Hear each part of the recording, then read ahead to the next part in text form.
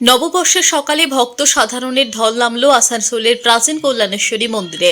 নতুন বছরের প্রথম দিন মায়ের কাছে পরিবার ও সকলের মঙ্গল কামনায় পুজো দিতে সকাল থেকে লম্বা লাইন লক্ষ্য করা গেল। শুধু আসানসোল শিল্পাঞ্চল নয়, আশেপাশের বিভিন্ন জেলা থেকে প্রচুর মানুষ মন্দিরে এসেছেন পুজো দিতে। মা সকলকে দুঃখ সইবার ক্ষমতা দিক, এমনটাই বার্তা দেন মন্দিরের পূজারী দিলীপ দেওঘরিয়া। সকাল থেকে 5টা থেকে বেরিয়ে চলছে।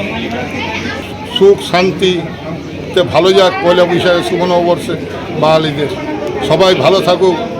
মা যদি দুঃখ দেয়, তাদের যেমন দুঃখ সহ্য করবার ক্ষমতা দেয়, ভালো তো থাকে না, অনেকে বুঝতেই পারছেন দুঃখ হয়ই, তার দুঃখ সহ্য করবার যেমন ক্ষমতা দেয়, এই বার্তা দিছি।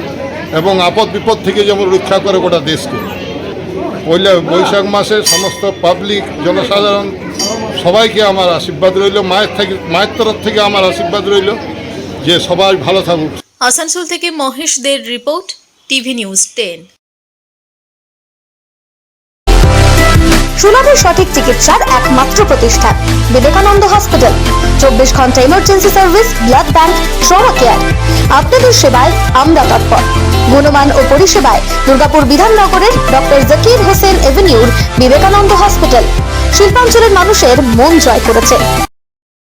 সবার আগে খবরের আপডেট পাওয়ার জন্য সাবস্ক্রাইব করুন আমাদের ইউটিউব চ্যানেল এবং ক্লিক করুন বেল নোটিফিকেশন আইকনে।